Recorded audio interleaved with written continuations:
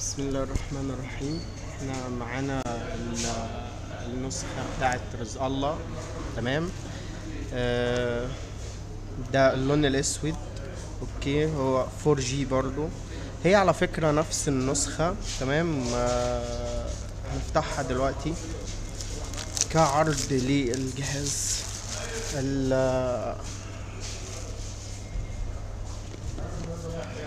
ال- ده التأكيد. الجهاز جاي من سوني. تمام. تفتح الضمان بتاع التوكيل. تمام. الجهاز، الضمان بتاع رزق الله. رزق الله معماري. تمام. سوني. تمام. دي النسخة بتاعت رزق الله. بسم الله ما شاء الله. الجهاز حلو أوي في مسكته. كل مرة بفتح جهاز جديد بيبقى جميل جدا. جاي على لونين، اللون الأسود فيه شيك. جاي على لونين. تمام. نفتح الجهاز بقى. تمام. نسيبه هنا في المية كتجربة للمية يعني، ونشوف المحتويات بتاعت النسخة بتاعت رزق الله. تمام. نازل معاها كابل اليو اس بي. تمام.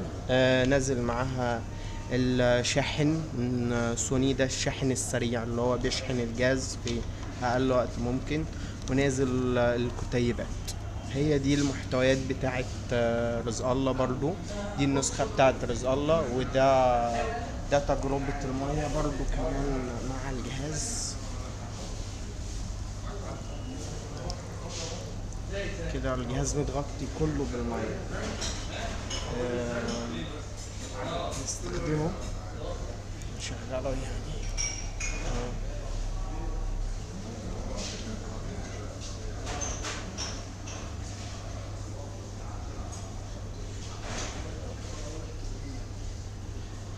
نختار اللغة.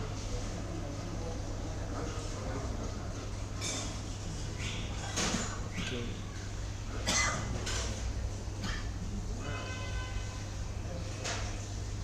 كده الجهاز هو شغال. ممكن نشغل فيديو كمان اهو. مفيش اي مشكلة مع الصوت او مع الشاشة.